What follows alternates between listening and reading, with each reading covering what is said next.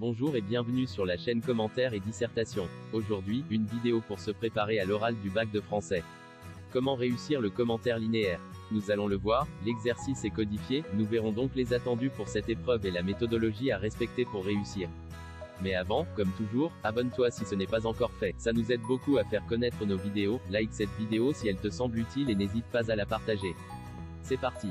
Comment se déroule le commentaire linéaire à l'oral du bac de français? Premièrement, la préparation. Tout d'abord, tu disposes de 30 minutes pour préparer ton texte.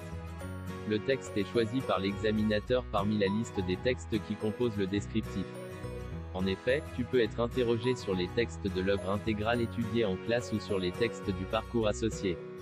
Deuxièmement, l'analyse linéaire. Ensuite, tu débutes le commentaire linéaire qui durera 8 minutes. Cependant, elle sera interrompue par l'épreuve de lecture du texte.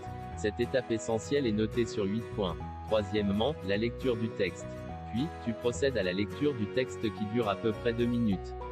Elle est notée sur 2 points. Tu reprends et termines l'analyse linéaire dont tu as fait l'introduction avant ta lecture. Quatrièmement, la question de grammaire. Elle est posée par l'examinateur sur un point grammatical du texte qui fait l'objet de l'interrogation orale. Ainsi, tu dois préparer-la pendant le temps de préparation. Tu disposes de 2 minutes pour répondre à la question de grammaire. Cette partie de l'épreuve est notée sur 2 points. Si tu veux des conseils pour réviser l'oral, n'hésite pas à aller voir, on a fait une vidéo plus spécifique sur ce sujet. Les références sont dans la description sous cette vidéo et en haut en cliquant sur le i. Passons maintenant à la méthodologie de l'analyse linéaire à l'oral du bac. En premier lieu, l'introduction. D'abord, le candidat présente le texte. Premièrement, tu donnes le titre de l'œuvre et sa date de parution. D'ailleurs, tu n'oublies pas de préciser le nom de l'auteur. Lorsque c'est possible, tu donnes le mouvement littéraire auquel appartient l'auteur. Tu résumes en une phrase ou deux l'action relatée dans le texte à l'étude. En fait, tu dois montrer que tu as compris le texte. Puis tu vas interrompre ton introduction et procéder à la lecture du texte comme nous l'avons expliqué plus haut. Ensuite, tu reprends le cours de ton introduction. Tu annonces la problématique.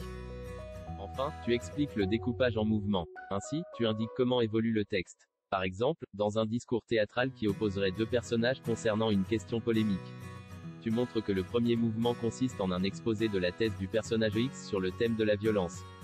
Toutefois, le second mouvement montre l'antithèse développée par le personnage Y. 2. Le développement. Tu procèdes à l'analyse des phrases en suivant l'ordre du texte. Effectivement, c'est bien ce qu'implique l'idée de linéaire. Cependant, tu peux te libérer un peu de cette suite, phrase par phrase, et naviguer au sein d'un même mouvement. Autrement dit, tu peux relever un champ lexical de l'engagement dans toute la première partie, et citer des mots, même s'ils ne se trouvent pas tous dans la même phrase. Tu montreras alors que pour le personnage X la violence est légitime car elle relève de l'engagement. Si l'on reprend l'exemple de tout à l'heure, il est essentiel que chacun de tes arguments comporte les 3 éléments suivants, un exemple donc une citation du texte. Puis tu en fais l'analyse. Dès lors, tu expliques le procédé littéraire, métaphore, question rhétorique etc. Enfin tu interprètes, c'est-à-dire que tu donnes le sens de ce que tu viens de relever. 3. La conclusion. D'abord, tu fais une brève synthèse des idées à retenir selon les différents mouvements isolés dès l'introduction. Puis, tu réponds à la problématique proposée dans ton introduction. Enfin tu proposes une ouverture si tu le peux. Surtout, tu évites de soumettre une ouverture si elle ne te paraît pas pertinente. Pour te remercier d'être resté jusqu'au bout, nous voulons t'alerter sur les principaux écueils à éviter. D'abord, le danger est de faire une liste de remarques sans véritablement montrer le sens du texte. Fais donc en sorte de lier tes arguments avec des connecteurs logiques. Reviens régulièrement au sens construit à l'intérieur d'un même mouvement, c'est-à-dire à l'intérieur d'une même partie. Ensuite, le danger serait de faire de la paraphrase. Comme le candidat a l'impression qu'il peut juste expliquer phrase après phrase, il peut se dire que cet exercice n'a plus rien du commentaire. Or, tu ne dois pas oublier les exigences du commentaire de texte à l'écrit et conserver le même objectif. Ainsi il faut expliquer le sens du texte à travers les différentes phases du texte, en t'appuyant sur des procédés dont tu expliques l'utilité. Enfin, tu dois vraiment bien gérer le temps dont tu disposes car le texte sur lequel tu es interrogé se compose d'une vingtaine de lignes. Il est donc assez long. Tu ne dois pas être interrompu en plein milieu du texte pour passer à la question de grammaire.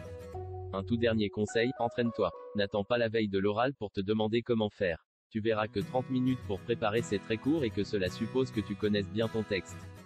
Merci d'avoir regardé cette vidéo, n'hésite pas à poser tes questions.